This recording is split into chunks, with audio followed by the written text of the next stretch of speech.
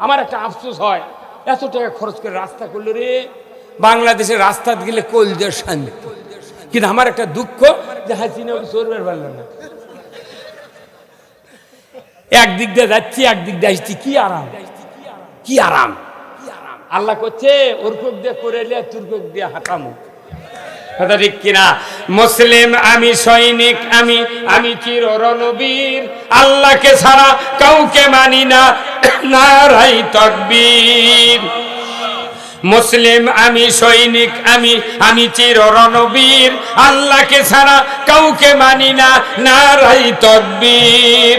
বীর মুসলমান ধরো আল কোরআন, ফিরায়া আনো সেই হারানো সম্মান। বীর মুসলমান জয়কার মারহাবা, নারাই তাকবীর, আল্লাহু আকবার, তোলো ধ্বনি ধরায়া রাখবার। বীর মুসলমান, আল্লাহ কোরআনে বলছেন সূরা মায়দার ৮ নম্বর আয়াত, ইয়া আইয়ুহাল্লাযীনা আমানু কুনু কওয়ামিনা লিল্লাহি শুহাদা বিল কিসত ওয়ালা ইয়াজরিমান্নাকুম শানানু কওমিন আলা আল্লাহ। পৃথিবীর ঈমানদাররা, তোমরা ন্যায়ের সহিত সাক্ষ্য প্রদানকারী হও, তোমরা ন্যায় বিচার করো, কোন বিশেষ সম্প্রদায়ের শত্রুতা যেন তোমাদেরকে ন্যায় প্রতিষ্ঠিত করতে যেন বিরত না রাখে। এ দিলু ন্যায় প্রতিষ্ঠিত করো, হুয়া আকরাবুলের তাকওয়া, সবচেয়ে বেশি আল্লাহকে তারাই ভয় করে যারা পৃথিবীর জমিনে আল্লাহর ন্যায় আইন বিজয় করে। বাদরে কোন মারহাবা।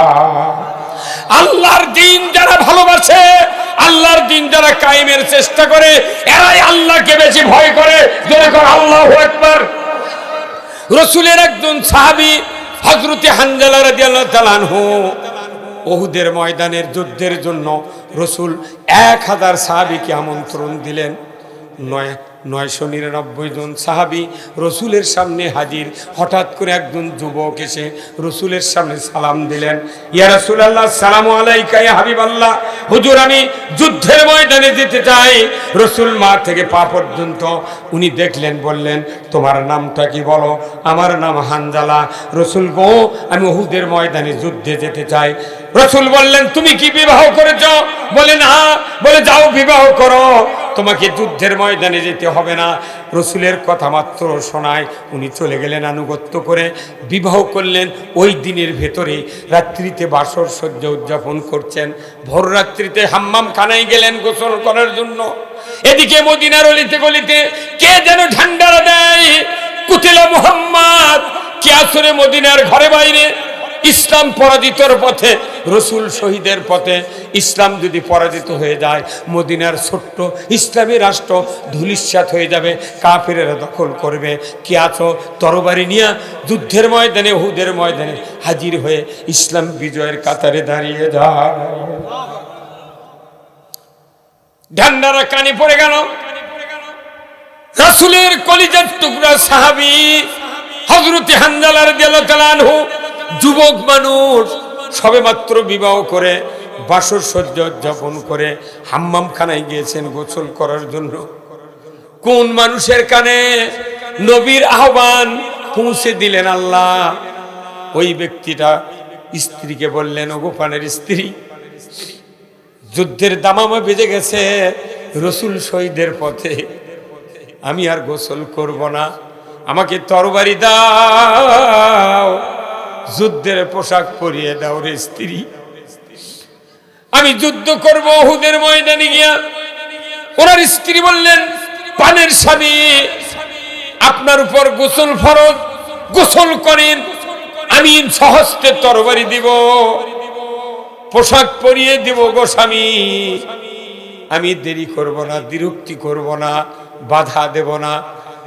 হযরত হানজালা বললেন, পানের স্ত্রী, গোসল করতে গিয়া আমার নবী যদি শহীদ হয়ে যান, ইসলামী রাষ্ট্র যদি পরাজিত হয়ে যায়, যুদ্ধের ময়দানে যদি সাহাবারা যুদ্ধে যদি পরাজিত হয়ে ফিরে আসেন, একজন সাহাবী জীবিত থাকবে না, মদিনার ইসলামী রাষ্ট্র থাকবে না। হুগো পানের স্ত্রী, গোসল করতে যদি এই কাজগুলি ঘটে যায়, আমি হানজালা আমাকে কিয়ামতের ময়দানে আসামির কাঠগড়ায় দাঁড়াতে হবে। ভাইরা আমার, আল্লাহর ইজ্জতের কসম, এদেশে যদি ইসলাম কায়েমের এই দলকে যদি বারবার যে সরকার আলো, সেই সরকার যদি বাধা না দিত, এই বাংলাদেশে আজ থেকে 25 বছর আগে ইসলাম বিজয় হয়ে যেত। ওর একটাই কাম, খালি বাধা দেওয়া। কে বাধা দেয়নি? সব বাধা দিয়েছে, আমরা দেখেছি। তারপরও যত জুলুম নির্যাতন হয়েছে, জুলুম দিয়ে, জেল দিয়ে, হামলা দিয়ে, খুন দিয়ে, ফাঁসি দিয়েও এই দলকে তখন আর বাধা দিতে পারলো না। শেষে এসে 1 তারিখে ব্যান করলো। কি করলো? ব্যান, নিষিদ্ধ। খালি নিষিদ্ধ করার সাথে সাথে আল্লাহ বুঝে পারলো, এই জন্য তো দেরি করলো।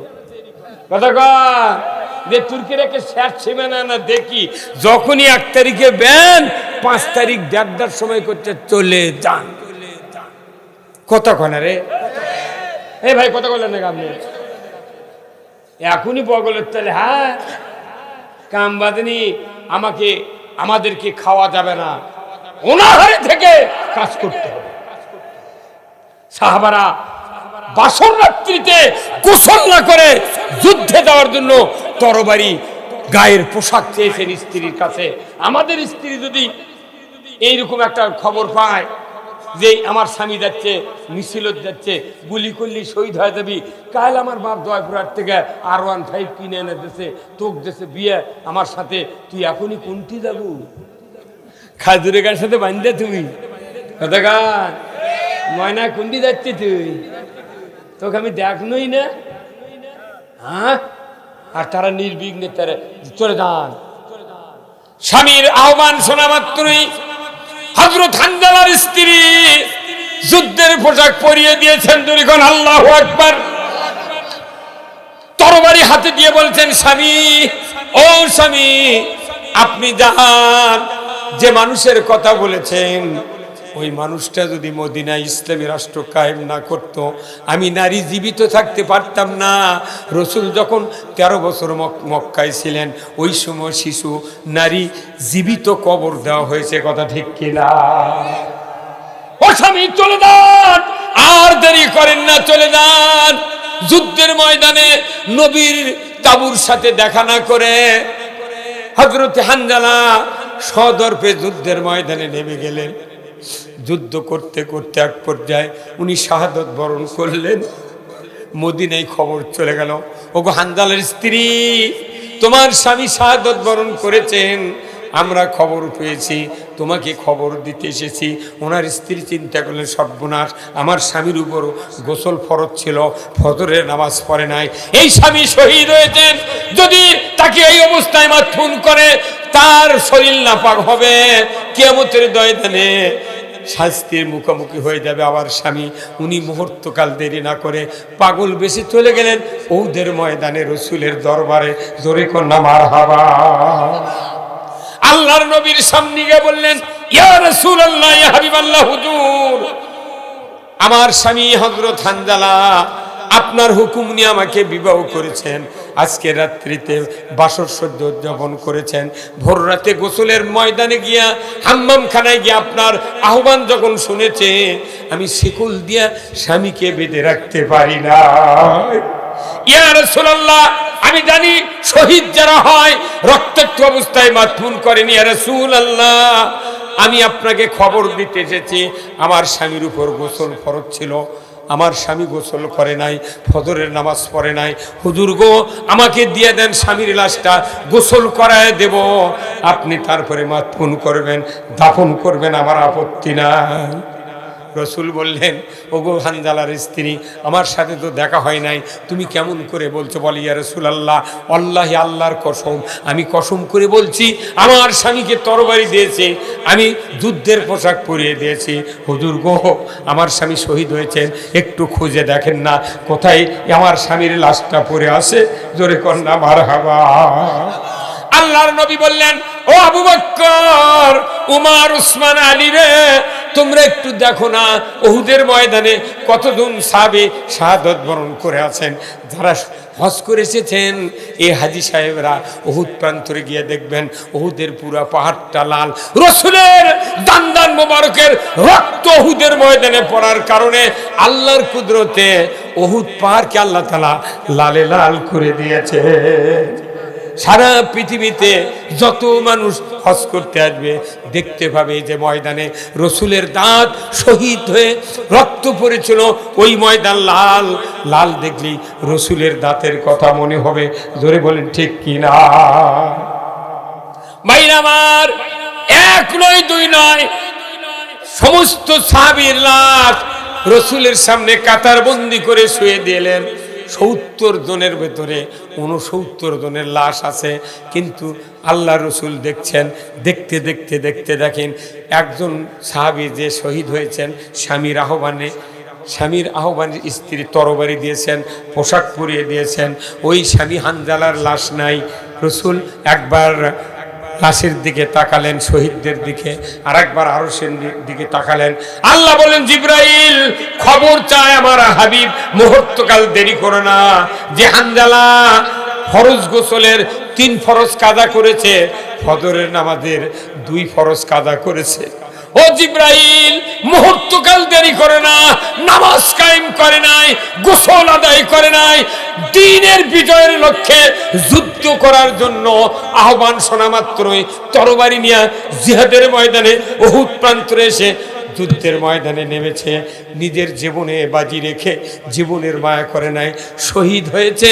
আমার কাছে এই শহীদের মর্যাদা এত ভালো লেগেছে, আমি আল্লাহ তার লাশটা উহুদের ময়দান থেকে উঠাইয়া চতুর্থ আসমানে হাউজে কাউসারের পানি দিয়া গোসল করা দিচ্ছি। রে জিবরাইল, তুমি গিয়ে আমার হাবিবকে খবর দিয়ে দাও। নামাজের সে দামি আবাদত, আল্লাহর দিন কায়েমের যুদ্ধ করা, কথা ঠিক কিনা? ফরজ গোসলের সে দামি কাজ আল্লাহর দিন কায়েমের যুদ্ধ করা। রমজানের রোজা, 17ই রমজান রোজা ভেঙ্গে আল্লাহর নবী এবং সাহাবীরা বদরের প্রান্তরে যুদ্ধ করেছে। আল্লাহু আকবার। রোজার চেয়ে দামি ইবাদত বদরের যুদ্ধ ছিল। আমার দেশে যতগুলি ইবাদত আছে, সকল ইবাদতের উপর বড় ইবাদত হলো এই সমাজে আল্লাহর আইন চালু করা। অথচ আমরা মনে করি যখনই ভোটের কথা কই, রাজনীতির কথা কই, এক শ্রেণীর মুন্সি টাইপের লোক কয় ওগুলা কি রাজনীতি করা লাগবি কে? কিন্তু এই পরিবেশ আসছিল আজ থেকে 16 বছর আগে, এখন সেই পরিবেশ পাল্টে গেছে। এখন একই কথা, সব দেখা শেষ। একবার কি? হ্যাঁ, মানুষ আস্তে আস্তে বুঝতে শিখেছে আপনার জীবনের সব গুণ আল্লাহ তাআলা মাফ করে দেবে। এই জন্যই মুমিনের গুণ অর্জন করতে গেলে আমাদেরকে মুমিনের গুণের ব্যাপারে আমি আপনাদের ফার্স্টে বলেছি। 1 নম্বর গুণ হলো কোরআন, আল্লাহর কথা শুনলে অন্তর থরথর করে কাঁপবে। 2 নম্বর গুণ হলো কোরআন শুনলে ঈমান বাড়বে। 3 নম্বর গুণ হলো এই মুমিনেরা আল্লাহর উপর ভরসা করবে। আল্লাহু আকবার। কার উপর ভরসা করবে? আল্লাহর উপর। আমার ভাইরা, এই মুমিনদের আরেকটি গুণ হলো আল্লাযিনা ইউকিমুনাস সালাত, এরা নামাজ কায়েম করবে। আল্লাহু আকবার। এরা কি করবে? তা আমাদের কথা নামাজ কায়েম হবে? সরকার বানাবো এমন যাতে ওই সরকার নামাজ কায়েম করে। 2 নম্বর। এরপরে 5 নম্বর গুণ হলো আমার আল্লাহ বলছেন ওয়া মিম্মা রাযাকনাহুম ইউনফিকুন, আমরা যা রিজিক পেয়েছি আল্লাহ থেকে, আল্লাহ নিজে বলছেন আমি যা রিজিক তোমাদেরকে দিয়েছি এর থেকে খরচ করতে হবে আল্লাহর পথে। অর্থ ছাড়া জান্নাত নাই, অর্থ ছাড়া আন্দোলন নাই। জোরে বলুন ঠিক কি না? ওরা বলে যে জামাতের এত টাকা পায় কোনটি, কয় না? হ্যাঁ, এই দেশত যদি খালি রাজনীতি করে টাকা উপায় বন্ধ হয়ে যায়, এই দেশত জামাত ছাড়া কোন দলই থাকবে না। কত গণের ভাই, কত গণে গেরা কি? আমি রাজনীতি করে আর টাকা পাচ্ছি না, তাহলে ওই দল কেউ করবি? ঘরের মধ্যে বুঝতে পারে শুয়ে থাকবি, কে চোখের টাকা ফুরে মরে। আর আমরা বাংলাদেশে 10 টাকা করে দিই জামাতের লোক, 1 মিনিটের মধ্যে 10 কোটি টাকা জড়ো হয়ে যাবে। 20 টাকা দিলে 20 কোটি, যদি 15,000 করে এক একজনে, যদি এই বাংলাদেশে 50 লাখ লোক যদি 15,000 করে দিই, টাকা ঠিকই কোল্ড স্টোর ভরে ফেলে দেবো আমরা। তোরা টাকাও দিব না। আমাকে এই কয় মাস আগে, কয় বছর আগে কছে, পুলিশেরাও কছে যে এই অর্থ যোগানদাতা, এই কথা বলে কি কথা, অর্থ যোগানদাতা, এরা অর্থ দেয়। আমরা অর্থ আল্লাহ দিই, তোক দিই। তুর্কের অর্থ ঢাকার থেকে আসে, আর আমাদের অর্থ এই ধারকি পাড়াতে ঢাকার দেয়। আমাদের থেকে আমরা যে দল করি, তোর কিসের মাথার চাল থেকে যায়, ওটা আবার পুলিশ ধরে লেদা করছে ইনি অর্থদাতা।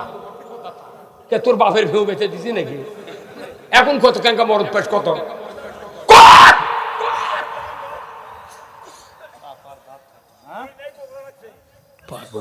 আমার থেকে আমি দিচ্ছি ইসলাম কায়েমের জন্য, তোর মাথার চাল ঠেকলো কিছু যদি হলো নি, তোর বউ আমি ছেড়ে দিস, তাহলে একটা কথা হলো। কত করে আপনার কথা, তুই বিয়ে করছিস সুন্দরী বউ দেখে, আমি যদি তোর বউ আমি চালাক দিই, তুই মানবু? তোর বউ তুই খেলিয়া খাচ্ছু, আর আমার টাকা আমি দিই তোর মাথার বাড়িতে কি দিতে?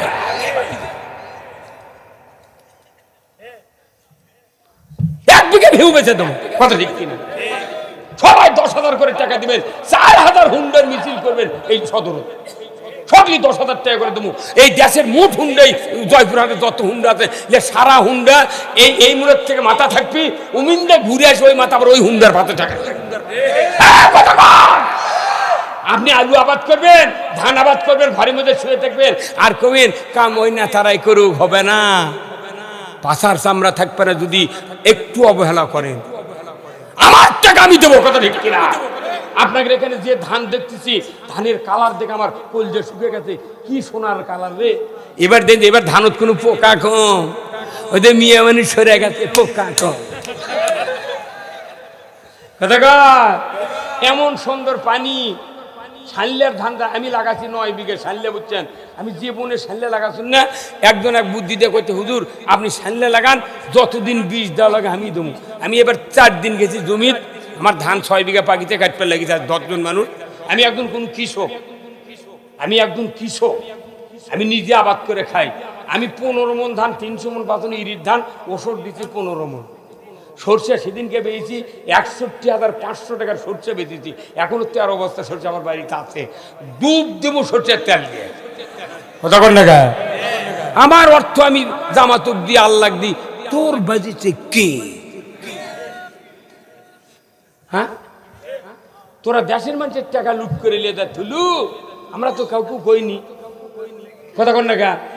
এই যে রূপপুর পারমাণবিক কেন্দ্র থেকে 49,500 কোটি টাকা লুট হবে।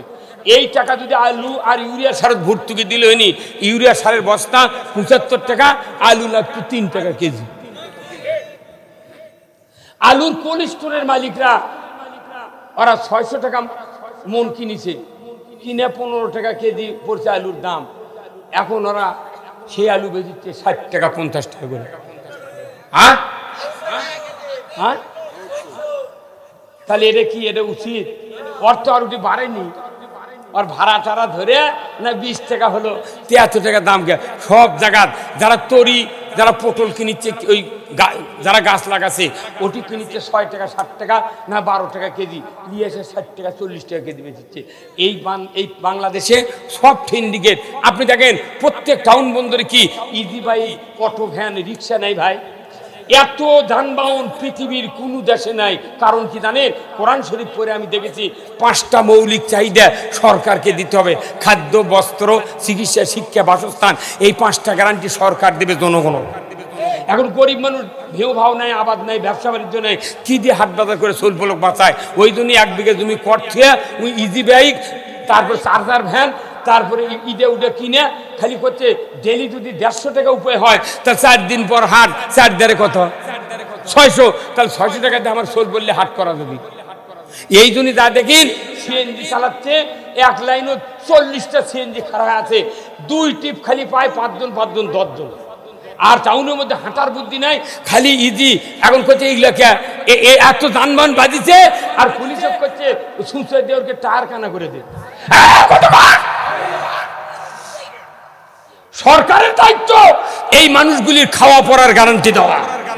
এদের খাওয়া পড়ার গ্যারান্টি না দিয়ে ওই টাকাগুলো ফ্রিজের মধ্যে, আলমারির মধ্যে, চৌকির তলে, খাটের তলে ওই বিশ্ব ব্যাংক জড়ো করে আমার বিদেশত করছে।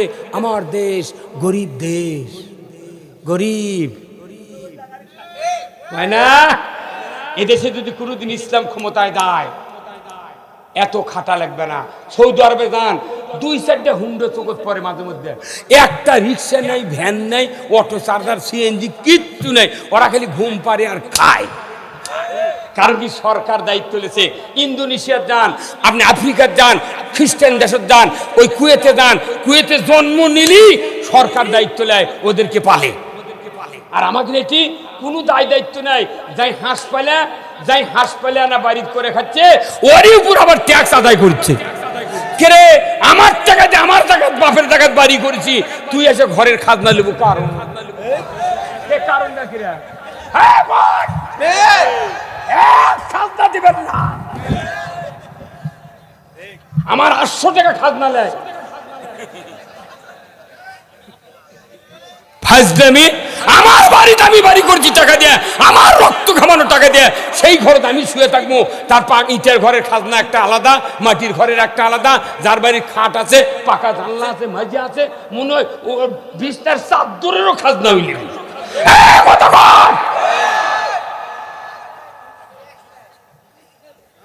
ওই ট্যাক্স হলে ইংরেজি বাংলা খাজনা, দবের মারানে মরদ হতেন আপনি।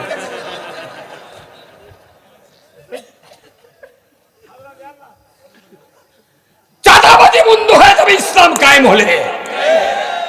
এই বর্তমানে যে সমস্ত পুলিশ বাহিনী আছে, প্রায় পুলিশ বাহিনী এই যে এই সরকার আইন করছিল এই পদত্যাগের মনোপলিয়া দেওয়ার হচ্ছে 1.5 বছর আগে, দাঁড়িয়ে যার থাকবি তাই চাকরি করতে। এখন এসপি পুলিশ অফিসারকে কি সুন্দর দাড়ি! আল্লাহ, যে হারে আল্লাহ পুলিশ বাহিনীকে সাহস যোগ্যতা দিচ্ছে, সেনাবাহিনীকে যোগ্যতা দিচ্ছে। একটু ধৈর্য ধরেন, একটু ধৈর্য ধরেন। এদেশের মাটিতে যদি কোনোদিন ইসলাম বিজয় হয়ে যায়, প্রত্যেকটা সিন্ডিকেট আউট হয়ে যাবে। ধনীরও অভাব হবে না, গরিবেরও অভাব হবে না। আপনি যদি ইসলাম বিজয়ের পক্ষে সহযোগিতা না করেন, আমাকে এটা সার্কুলার থেকে দেবি, কাম হবে না। তাহলে এই ইসলাম ক্ষমতায় দিতে হবে কে? কার কথা? কার কথা? আল্লাহ কোরআনে বলছেন যে তোমরা ইসলামকে ক্ষমতায় বসাও।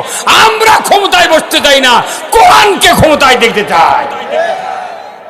কোরআন ক্ষমতা গেলে এত ইজি ভাই, হাইরে মানুষ খাতে রে, হাঁস পালে, গরু পালে, তার মাছ চাষ করে, পটল লাগে, ধান লাগে, আলু লাগে, মানুষ হায় হায় আলুর বাগুর যা হাত দিয়ে লারে দেয়, ওই শিয়ার মুজে দেয়, বান্ধে দেয়, আর আলু কয় তুই বড় হ বাবা, বড় হ। এর বাড়িতে একটা SS5 এর গেট নাই, একটা লোয়ার গ্রিল নাই, অথচ খালি এমপি হচ্ছে আর গুলশানে 22 তলা বাড়ি। খালি একবার 2বার গার্মেন্টসের পোশাক, 2000 পিস গার্মেন্টসের পোশাক একটা দেশত খালি ইম্পোর্ট পাচ্ছে, ওটা বানিয়ে দিচ্ছে। 6 টাকা করে গার্মেন্টসের পোশাকের দাম পড়ছে, সেটা বিক্রি করছে কমপক্ষে $500 করে। ওরা 2 বছরের মধ্যে কোটি কোটি টাকার মালিক। ওই জন্য তো বড় বড় ধনী লোকেরা এমপি হওয়ার জন্য টাকা দিয়ে কার্ড নেয়। আমাকে 2 জন এমপি হয়েছিলেন, মন্ত্রী হয়েছিলেন, মতিউর রহমান নিজামী, আলী হাসান মোহাম্মদ মুজাহিদ। কথা ঠিক কিনা? জোট সরকারের সময় নয়, ওই যে ফখরুদ্দিন যখন ছিল, অনুবীক্ষণ যন্ত্র দিয়ে 1 ইঞ্চি 1 তোলা পরিমাণ দুর্নীতি ধরা পড়তে পারে না। তারা মনে করেছিল এইভাবে যদি আরো 10টা মন্ত্রী জামাতের হয় তাহলে তো আমাদের ক্ষমতার থাকা কঠিন। সেই দিন ওই 2 জনকে আগে ফাঁসি দিতে। এলার সব বিচার হবে, কি সব লিখে দিচ্ছি আমরা এই দেশে সবাইকে নিয়ে এই দেশে ইসলাম কায়েম করতে চাই। ইসলাম যদি কায়েম হয়, এই রাস্তাতে এত জাম থাকবে না। আমার একটা আফসোস হয়, এত টাকা খরচ করে রাস্তা করলো রে, বাংলাদেশের রাস্তা গেলে কলজের শান্তি। কিন্তু আমার একটা দুঃখ যে হাসিনা চলবার পারল না। একদিক দিয়ে যাচ্ছি, একদিক দিয়ে আসছি, কি আরাম, কি আরাম। আল্লাহ করছে ওর কোক দিয়ে করে এলে তোর কোক দিয়ে হাঁটামো। কথা ঠিক কিনা? মুসলিম আমি, সৈনিক আমি, আমি চির রণবীর, আল্লাহকে ছাড়া কাউকে মানি না, নারাই তাকবীর। মুসলিম আমি, সৈনিক আমি, আমি চির রণবীর, আল্লাহকে ছাড়া কাউকে মানি না, নারাই তাকবীর। বীর মুসলমান ধরো আল কুরআন, ফিরায়া আনো সেই হারানো সম্মান। বীর মুসলমান, জয়কার মারহাবা। নারাই তাকবীর, আল্লাহু আকবার, তোলো ধ্বনি ধরায়া রাখবার। বীর মুসলমান ধরো আল কুরআন, ফিরায়া আনো সেই হারানো সম্মান। বীর মুসলমান, আমরা বীরের জাত। কোরআন বিজয় না থাকার কারণে আমাদেরকে মাথা লাত্তান হচ্ছে এই চিকেন্দুর বিলাই দিয়ে। এই জন্য আসুন আমরা আজকের এই জান্নাতের বাগানে যারা বসে অনেক কথা শুনেছি, কেউ উঠবেন না। আমি আপনাদেরকে বলবো এই মাহফিলের জন্য আপনাদের কাছে কিছু আবদার, যারা এখনো দেন নাই 500 1000 করে টাকা কিংবা পকেটে যা আছে একটু আসেন, আমার হাতে দিবেন, আমি আপনাদের জন্য দোয়া করব। আল্লাহ তাআলা আমাদের সকলকে যেন এই দ্বীনের জন্য কবুল করেন। মসজিদের উন্নয়নের জন্য আমার রাসূল বলছেন, মান বানা মসজিদান বানা আল্লাহু লাহু বাইতান ফিল জান্নাহ। রাসূল বলছেন মসজিদের জন্য যারা অর্থ দেবে, টাকা দেবে, পয়সা দেবে, আল্লাহ তাদেরকে কিয়ামতের দিন জান্নাতের ভেতর বালাখানা দিয়ে দেবে। যখন আল্লাহু আকবার। ভাইজানেরা, টাকা চালিয়ে আপনারা উঠবেন, কারণ মনে করছেন একবার দিছি আবার এগুলো কি। আমি আপনাদের অনুরোধ করছি, কেউ আপনাদের কাছ থেকে বিদায় নেব, একটু দোয়া করো ভাই। আসুন না আল্লাহ তাআলার বান্দারা, একটু দেন।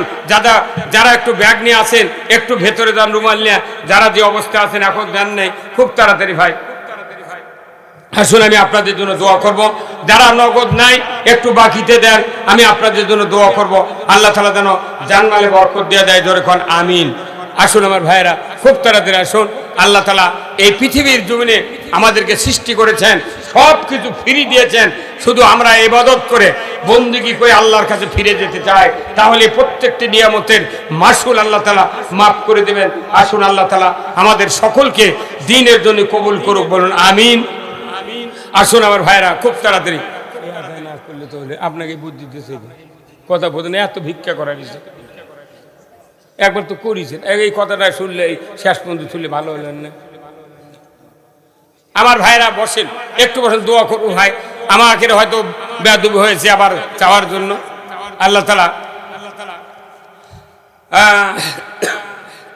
নাম কে? আমিনুল বাড়ি ভাই, 1000 টাকা ধরে কোন মারহাবা। লিল্লাহি তাকবীর, নারে তাকবীর। আমিনুল ভাইকে হায়াত দারাজ করে দিন, আল্লাহ তার সংসারে বরকত দিয়ে দেন, তার বংশের ভেতরে যারা কবরে গেছে কবরগুলিকে জান্নাতের বাগান বানিয়ে দেন। ধরে কোন আমিন। খুব তাড়াতাড়ি ভাই আসুন, আমি আপনাদেরকে অনুরোধ করছি, আজকে আমাদের এই মাহফিল থেকে আমরা শিক্ষা গ্রহণ করব, যাতে করে আল্লাহর দ্বীন সমাজে বিজয় করার জন্য মারামারি নয়, হানাহানি নয়, সংঘাত নয়, আমরা মানুষকে ইসলাম বুঝে, দ্বীন বুঝে আল্লাহর পক্ষে ডাকবো। আল্লাহ তাআলা আমাদের সকলকে এই তৌফিক দান করুক, বলুন আমিন। আলোর দিশারি ফাউন্ডেশনের উদ্যোগে আগামী 9 জানুয়ারি তাফসীর মাহফিল চকদাদরা। আমার আল্লাহ বলছেন, নবী হে, আপনাকে দায়িত্ব দিলাম, সত্য দিন দিয়ে পাঠিয়ে দিলাম, আপনি পৃথিবীর জমিনে গিয়ে মানুষের তৈরি করা আইনকে উৎখাত করে দিয়ে আমার আইন আপনি বিজয় করবেন। জোরে বলেন ঠিক কিনা?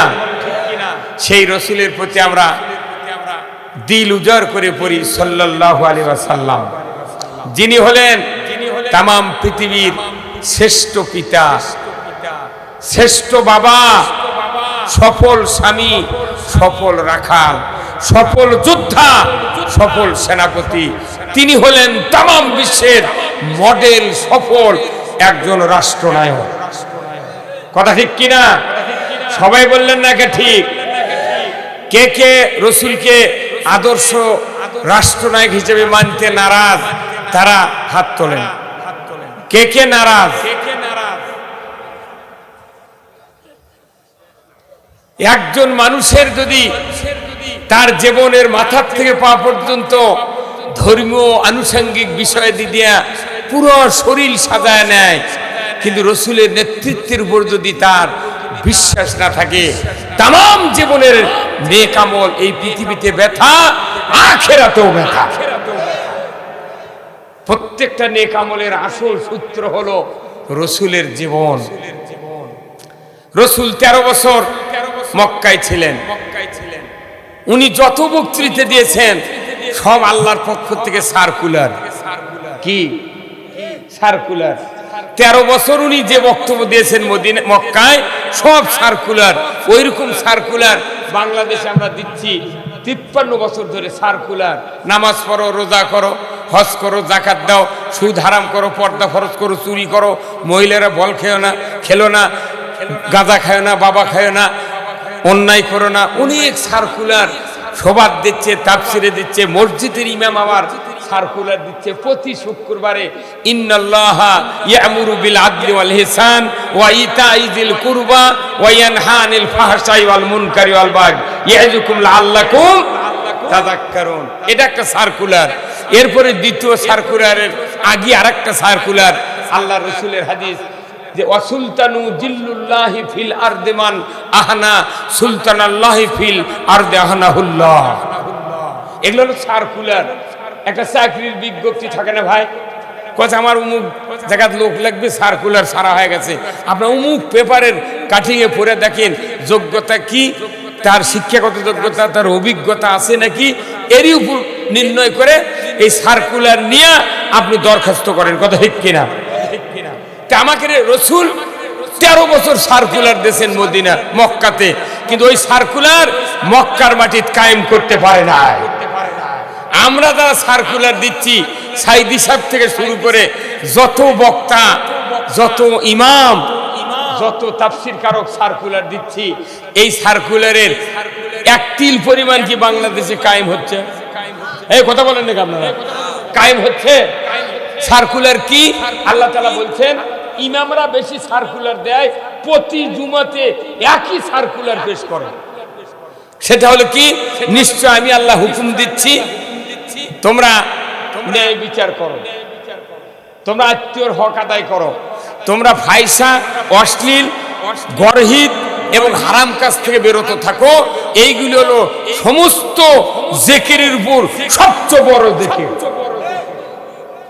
এরপরে রসুলের আরেকটা সার্কুলার হলো যে ন্যায়পরায়ণ শাসক আল্লাহর ছায়া সদৃশ্য। যে বা যাহারা ন্যায়পরায়ণ শাসক কায়েমের বিরোধিতা করবে, তারা হলো স্বয়ং আল্লাহর বিরোধিতা করলো।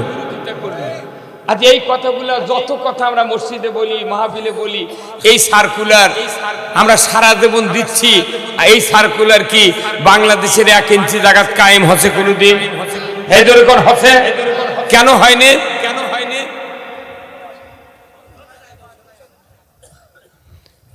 এই কথাটা ইমামকে বলা উচিত ছিল, কিন্তু বলেনি। কেন কায়েম হলো না সার্কুলার? ইমামদের হাতে, বক্তাদের হাতে ক্ষমতা নেই। কথা বলেন কি নাই? ক্ষমতা নেই। কি ক্ষমতা? রাষ্ট্র ক্ষমতা। রসুল নবী হয়েছেন 40-এ, 13 বছর মক্কায় থাকলেন। ওখানে মক্কার ঘরের ভেতরে, কাবার ভেতরে 360টা দেবতা, চতুর্দিকে দেবতা, মাথাপে দেবতা, সাফা মারওয়ার দেবতা। উনি মক্কাতে 40 বছরের নবুয়ত পেলেন। 12 বছর বয়সে নবুয়তের মেরাজে গেলেন। 1 বছর মক্কাতে নামাজ পড়লেন। কাবার ভেতরে মূর্তি আছে, কথা ঠিক কিনা? 7 বছর মদিনার নামাজ পড়েছেন, কাবার দিকে, হ্যাঁ ওখানে মূর্তি আছে। মূর্তি থাকলো, অন্যায় থাকলো, তারপরে রসুল মক্কাতে মূর্তি সরাতে পারলেন না। কারণ কি? মদিনায় হিজরতের পর যখন উনি ইসলামের রাষ্ট্র গঠন করেছেন, 8ম হিজরিতে 10,000 সাহাবী নিয়ে যখন ফতে মক্কা করলেন, মদিনার ইসলামী রাষ্ট্রের শক্তি দিয়া মক্কা বিজয় হলো। 360টা দেবতা নিমিষের ভেতর দূর করে মক্কাতে ইসলামের পতাকা উড়ালেন। ক্ষমতা দরকার আছে না নাই? তা আমাদের বক্তাকে ক্ষমতা নাই, ইমামের কোনো ক্ষমতা নাই, খালি সার্কুলার দেওয়ার ক্ষমতা আছে। মিশে মিশে সার্কুলার, কথা কন না? তাহলে এই কথাটা তো মসজিদে মুসল্লি বুঝার লাগবে। যে লোক তাহাজ্জুদ করলো, উমরা করলো, ইতিকাফ করলো, রোজা করলো, ধর্মের সব কাজ করলো, কিন্তু মসজিদের থেকে বাইরে হয় না, কোরআনের রাষ্ট্র কায়েমের বিরোধিতা করলো, সে যেন স্বয়ং আল্লাহর বিরোধিতা করলো। রসুল বলছেন এই কথা যদি ইমাম বুঝাতো তাহলে জামাত ইসলামের এত চেষ্টা করা লাগতো। কিন্তু আসল কথা মসজিদে হয় না, মসজিদের ইমাম ভয় ওই কথা কবারই পারে না।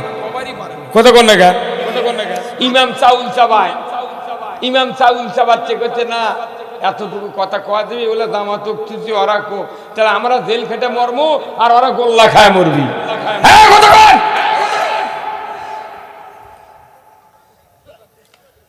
আল্লাহর কথাগুলো এগুলো সার্কুলার, লৌহে মাহফুজের সার্কুলার। আমার ভাইরা, আল্লাহ রাব্বুল আলামিন কোরআনুল কারীমে বলছেন ওয়াতিউল্লাহ ওয়াতিউর রাসূলাহু, তোমরা আল্লাহর আনুগত্য করো, রাসূলের আনুগত্য করো, ইন কুনতুম মুমিনিন, যদি তোমরা মুমিন হও, যদি তোমরা মুমিন হও, আল্লাহর আনুগত্য করো, রাসূলের আনুগত্য করো। কার কথা? সবাই কোন কার কথা? তাহলে আমরা যদি মুমিন হই, আল্লাহর আনুগত্য মানে কি? কিছু মানবো কিছু মানবো না। কি করতে হবে? সব মানতে হবে। সুদ হারাম কে করেছেন? পর্দা ফরজ কে করেছেন? এই দেশে কি সুদ হারাম আছে? তাহলে আল্লাহর আনুগত্য আমরা করছি। এই দেশে কি পর্দা ফরজ আছে? কিচ্ছু নাই। ইসলামের কোন বিধিবিধান বাংলাদেশে চালু নাই, শুধু একটা জিনিস আছে, সেটা হলো খাতনা করা। কথা কোন না, ইমানদারের ঘরত একটা ছোট বাচ্চা জন্মেছে, ছেলে সন্তান, 7 বছর বয়স হলে এর খাতনা করা লাগবে। কেউ যদি খাতনার বিরোধিতা করে, সে যদি ওই ছেলের নানাও হয়, ওই জামাই ওই শ্বশুরের দাঁত ভেঙে ফেলে দিবি।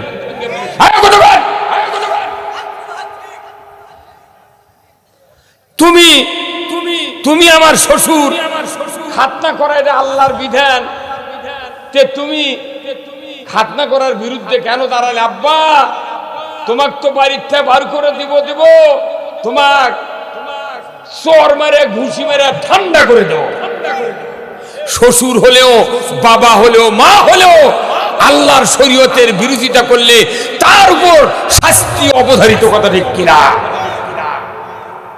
এই খাতনা যার হয়নি, সে যদি ইমানদারি ঘরের সন্তান হয়, সে যদি মেডিকেল ডাক্তার হয়, সে যদি 1 লাখ টাকার বেতন পায়, বাপের যদি 100 বিঘা জমি থাকে, যদি 100 কোটি টাকা ব্যাংকে থাকে, সেই রকম সুরত হয়, যোগ্যতা হয়, এই লোকটা যদি বিয়ে করবে যায় মেডিকেল একটা অফিসার কন্যার সাথে, কেউ যদি জানে ঘুণনা করে যে ডাক্তারের সব ভালো, কিন্তু খাতনা কি করেনি, ফকিন্নির বিটিও বিয়ে বসবে না। কয় আইন মানেনি, খালি একটা আইন মানেনি, খাতনা করেনি, তার দাড়ি টুপি জুব্বা নামাজ সব আছে। এটা হচ্ছে আল্লাহর আনুগত্য। আবার ওযুর কয় ফরজ? 4 ফরজ। আল্লাহর আনুগত্য যদি আপনি করেন তাহলে 4 ফরজ আদায় করা লাগবে। কোনই পর্যন্ত ধোয়া, মুখ মোটল ধোয়া, মাথা মাসা করা, টাকু পর্যন্ত ধোয়া, এই 4 ফরজের আপনি 3 ফরজ জমজমের পানি দিয়ে আদায় করলেন, কিন্তু 1 ফরজ আপনি পাও ধুলেন না। মদিনার রিয়াজুল জান্নাত নামাজ পড়লে কবুল হবে? তাহলে এগুলো হচ্ছে আইনের আনুগত্য করা। আনুগত্য হলো আতিউল্লাহ, আল্লাহর আনুগত্য করতে হবে, রাসূলের আনুগত্য করতে হবে। যারা আল্লাহর আইনের, আল্লাহর আনুগত্য করে না, রাসূলের আনুগত্য করে না, এরা কখনোই মুমিন হতে পারে না। মুমিন যদি হতে চায় আল্লাহর আনুগত্য করতে হবে। কার কথা? আল্লাহর কথা। আমরা কি মুমিন হতে চাই? কারা কারা দুহাত তুলে দেখান তো। লিল্লাহে তাকবীর, নারায়ে তাকবীর। তাহলে আমরা মুমিন হব না? তাহলে এই মুমিন আনুগত্য কি কি করবেন কিভাবে করবেন, কোন পদ্ধতিতে, এই কথাগুলো কোরআনে আছে না নাই? যেরকম আছে না নাই?